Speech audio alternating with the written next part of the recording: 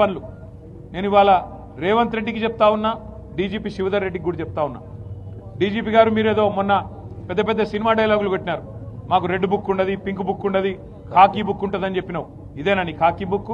మీ police వాళ్ళ బట్టలు కూడా తీసుకొడతా అని చెప్పి ఒక కాంగ్రెస్ నాయకుడు అంటే కేసు ఉండదు.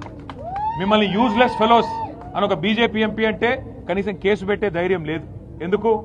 రాష్ట్రంలో అధికారంలో కాంగ్రెస్ ఉన్నది, కేంద్రంలో అధికారంలో ఉన్నది బీజేపీ కాబట్టి భయపడుతున్నావా? ఇవాళ మేము ప్రతిపక్షంలో ఉన్నాం కాబట్టి మా మీద కేసులు పెడతావా?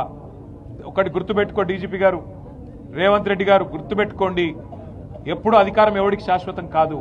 టైం వస్తుంది, 2 ఏళ్లలో మళ్ళీ కేసీఆర్ గారు ముఖ్యమంత్రి అవుతారు, మళ్ళీ రాష్ట్రంలో గులాబీ జెండా ఎగురుతుంది.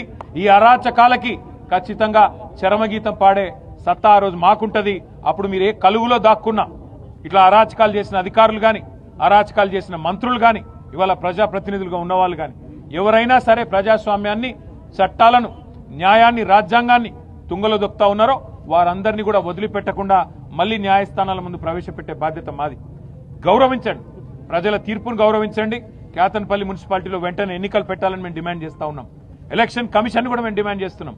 కేతన్పల్లిలో, అట్లాగే మరి ఇబ్రహీంపట్నంలో, ఖానాపూర్లో ఎక్కడెక్కడైతే ఎన్నికలు పెండింగ్ లో పెట్టారో వెంటనే ఎన్నికలు పెట్టండి, నిజాయితీగా పెట్టండి.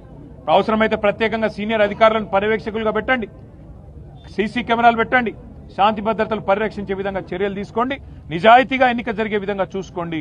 కానీ ఇదే రకమైన అరాచకం కొనసాగిస్తాం, రేవంత్ రెడ్డి ఆడిచ్చినట్టు ఆడతామంటే అంతగానం ఇంట్రెస్ట్ ఉంటే పోయి కాంగ్రెస్ కండువాలు కప్పుకోండి. అంతేగాని అధికారుల ముసుగులో అధికార పార్టీకి వత్తాసు పలికితే ఊరుకోము, వదిలిపెట్టము. చట్టం ఎవరికైనా ఒకటైన గుర్తువేస్తూ